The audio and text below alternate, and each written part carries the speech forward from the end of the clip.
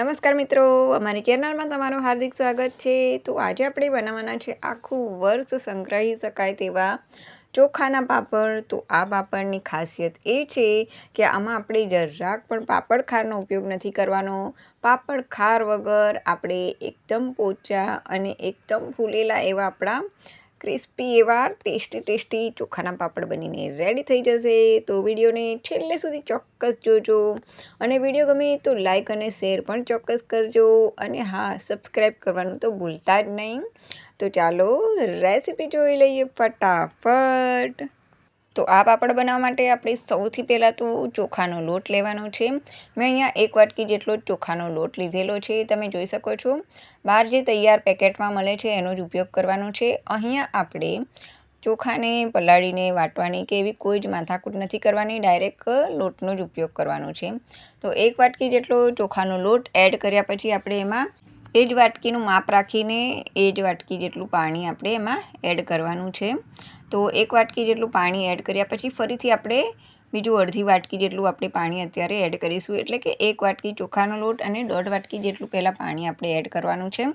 અને આપણે બધો જે લોટ છે તેને પાણીમાં સારી રીતે મિક્સ કરી લેવાનો છે। આ રીતે જો તમે એકસાથે પાણી બધું એડ કરશો ને તો ચોખાનો લોટમાં થોડા ગઠ્ઠા રહી જશે, એટલા માટે તો આપણે સૌથી પહેલાં તો થોડુંક પાણી એડ કરવાનું છે અને ચોખાના લોટને આ રીતે પાણીમાં સારી રીતે મિક્સ કરી લેવાનો છે, જેથી તેમાં જરા પણ ગઠ્ઠા ના રહે। તો તમે જોઈ શકો છો પાણીમાં લોટ એકદમ સારી રીતે મિક્સ થઈ ગયો છે, પણ હજુ ખીરું થોડુંક જાડું છે, હજુ આપણે એને હજુ પાતળું કરીશું। તમે જોઈ શકો છો ચમચા ઉપર એકદમ જાડી પરત થઈ ગઈ છે, તો હજુ આપણે એને વધુ પાતળું કરવાનું છે। તો હજુ આપણે એમાં 1 વાટકી જેટલું પાણી એડ કરી અને એમાં સારી રીતે મિક્સ કરી લઈશું। પાણી એડ કરવાથી ખીરું એકદમ પાતળું બનીને રેડી થઈ જશે। તમે જોઈ શકો છો પહેલાં ચમચાની ઉપર એકદમ જાડી પરત હતી, હવે એકદમ પાતળી પરત રેડી થઈ ગઈ છે। તો આ રીતે એકદમ પાણી જેવું ખીરું તૈયાર રેડી કરવાનું છે। તમને હજુ પણ બતાવી દઉં એકવાર ચમચા ઉપર લઈને, તો તમે જોઈ શકો છો આ રીતે એકદમ પાતળું ખીરું રેડી થઈ જાય એટલે હવે આપણે એમાં સ્વાદ અનુસાર મીઠું, 1 ચમચી જેટલું જીરું એડ કરવાનું છે। અને જો તમારી પાસે ઝીણી સુધારેલી કોથમીર હોય તો તમે એમાં કોથમીર એડ કરી શકો છો, અથવા તો તમે સ્કીપ પણ કરી શકો છો। જો તમારે કોથમીર ના નાખવી હોય તો પણ તમે એમને પણ આ પાપડ બનાવી શકો છો, પણ જો તમે કોથમીર એડ કરશો તો એનો ટેસ્ટ થોડો વધારે સારો આવશે।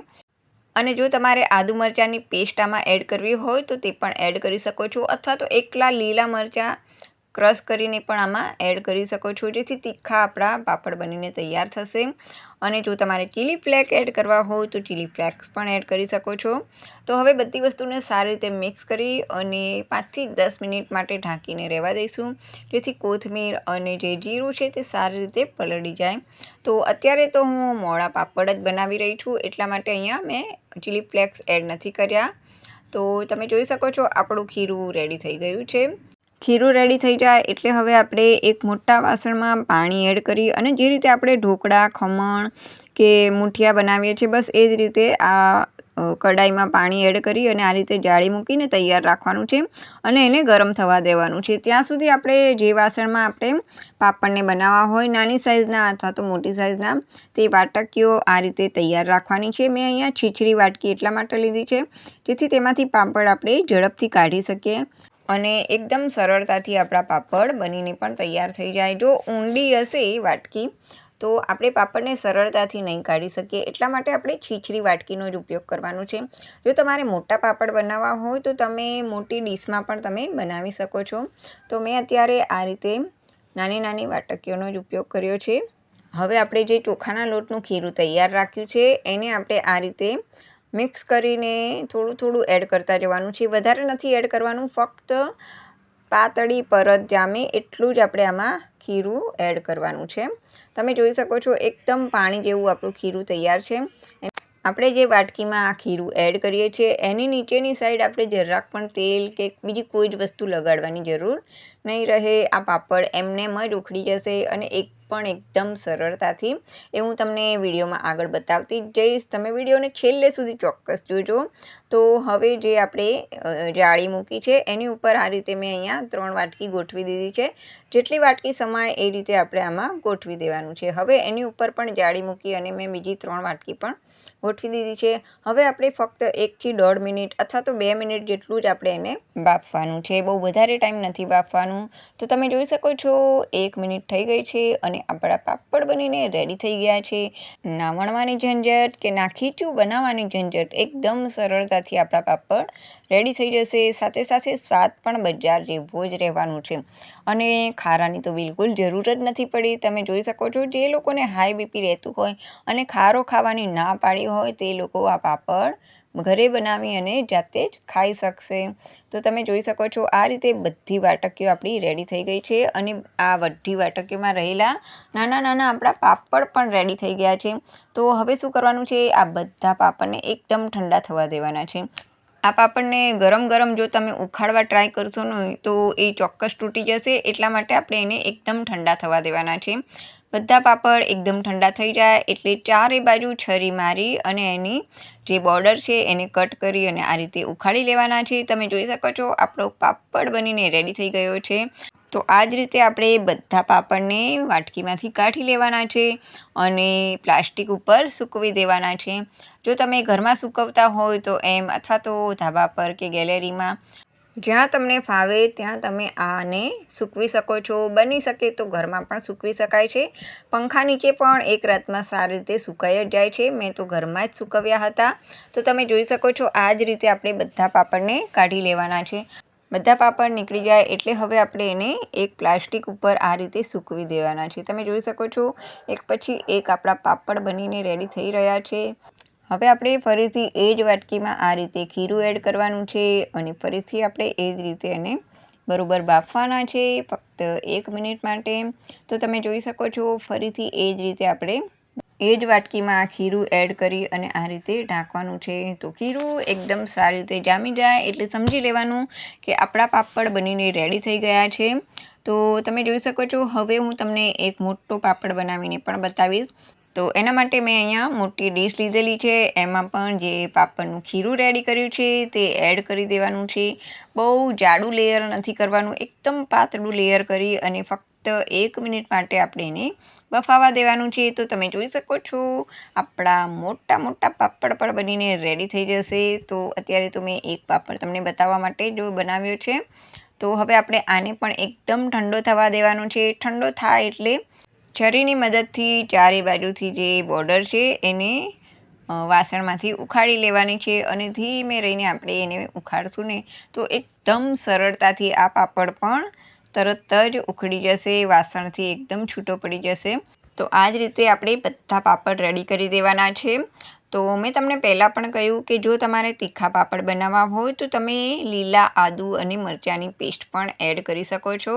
જેથી વાટેલા લીલા આદુ મરચાં હશે તો એનાથી પણ તીખાશ બહુ જ સરસ આવશે. અને જો તમારે એમ ના કરવું હોય તો તમે ચીલી ફ્લેક્સનો ઉપયોગ પણ કરી શકો છો. તો તમે જોઈ શકો છો અત્યાર સુધી તો મેં મોળા પાપડ જ બનાવ્યા છે. તો હવે તમને તીખા પાપડ પણ બનાવીને બતાવી જ દઉં.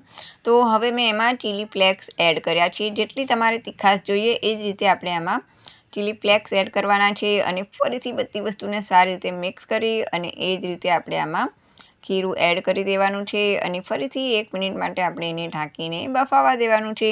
એટલે આપણા તીખા પાપડ પણ બનીને રેડી થઈ જશે. તો તમે જોઈ શકો છો આપણો તીખો પાપડ પણ બની ગયો છે. તો આ જ રીતે જો તમારે મોળા પાપડ બનાવવા હોય તો તમારે પહેલાં મોળા બનાવવાના અને જો તમારે ફરી તીખા બનાવવા હોય તો એમાં ચીલી ફ્લેક્સ એડ કરી અને તીખા બનાવી શકો છો.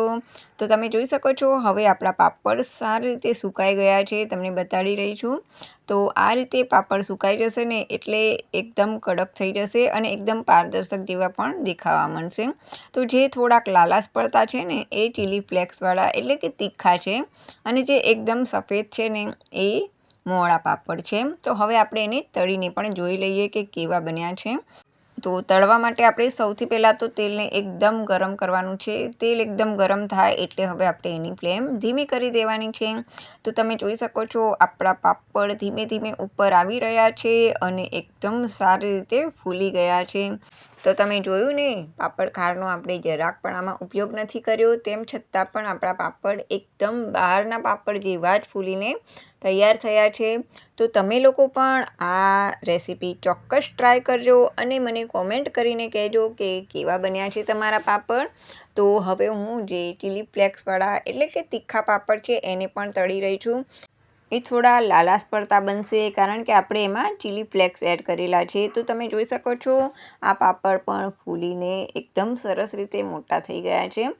તો છે ને એકદમ સરળ રેસીપી, અને એ પણ પાપડ ખાર વગર આપણે એકદમ ટેસ્ટી અને બહાર જેવા જ પાપડ ઘરે બનાવી શકીશું. તો ચાલો હવે રાહ શેની જુઓ છો? વિડીયો ગમ્યો હોય તો લાઈક અને શેર ચોક્કસ કરો. અને હા, જો તમે અમારી ચેનલને સબસ્ક્રાઈબ ના કર્યું હોય ને તો સબસ્ક્રાઈબ કરવાનું તો ભૂલતા જ નહીં. તો હવે આપણે અહીંયા મોટો પાપડ પણ તળીને જોઈ લઈએ. તો તમે જોઈ શકો છો આખી કડાઈ ભરાઈ જાય એટલો મોટો પાપડ બનીને રેડી થઈ ગયો છે.